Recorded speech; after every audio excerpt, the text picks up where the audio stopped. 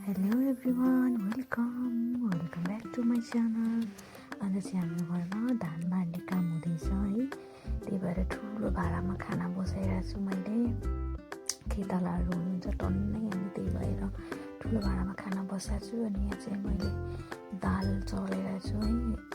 कस्तो भयो भनेर हेर्दै बाहिर निस्केर हेरेको धान त्यति धेरै थुप्रिसकेको छ। बाहिर हेरेको माडेको 10-15 मिनट भएको थियो होला, सायद कि आधी घन्टा भएको थियो त्यस्तै।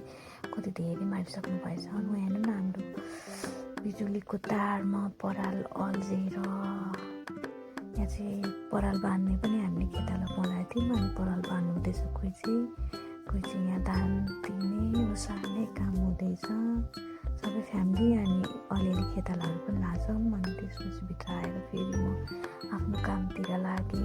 मेरो काम चाहिँ खाना बनाउने थियो। अनि त्यसपछि यहाँ साग पकाउँदैछु होइन। साग टक्क मेथी लाएर है, साग आउनुपर्छ यस्तो मिठो। म त कस्तो मनपर्छ सादा क्या, मेथी मात्र लाएर। अनि त्यसपछि यहाँ चाहिँ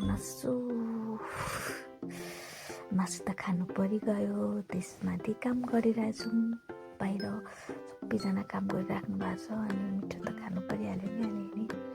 अनि त्यसपछि यहाँ दुईजना दिदीहरू चाहिँ पराल बाँधेर बोक्नु हुँदै थियो क्या, सबै एकैचोटि सक्ने भनेर। तर उहाँहरू चाहिँ फेरि के भयो भने यहाँ खाना नखाने, हामीले घरमै खाना बनाएछौँ, हामी खाना खानु घर जान्छौँ है बहिनी भन्नुहुँदैछ। अनि मैले त यता खाना बनाइसकेँ, त्यही पनि अब जान्छौँ एकछिन, घरमा कामै छ भन्नुभयो। अनि त्यही भएर हुन्छ भने उहाँ चाहिँ घर जानु हुँदैछ। दुईजना दिदीहरू चाहिँ यहाँ चाहिँ दाइ चाहिँ कुन्यु लाएर महापाल चाहिँ मेरो यहाँ भिडियो बनाऊ है भन्नुहुँदै थियो। अनि त्यसपछि मैले हुन्छ भनेर बनाएँ। चाहिँ हाम्रो उयो भर्दी लाउनु पर्ने हुन्छ पराल। अनि त्यसपछि यहाँ खाना दिउँ मलाई सघाउनु हुँदैछ मम्मी र फुपू भएर खाना दिनलाई।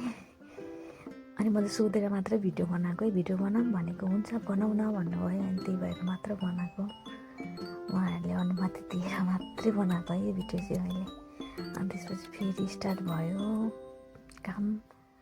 आज सकिन्छ जस्तो लाग्यो, सक्यो तर बेलैमा है। अनि तर कस्तो कमिलाले दुःख दिएछ क्या, कति धेरै कमिला छ भन्नुहुँदै थियो। टोकेर कामै गर्नु नदिएको नि कमिला।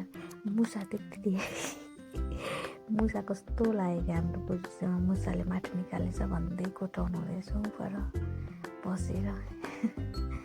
अनि त्यसपछि फेरि खाजा खाने बेला भयो। अनि खाजामा चाहिँ थियो चाउमिन, भेज चाउमिन है।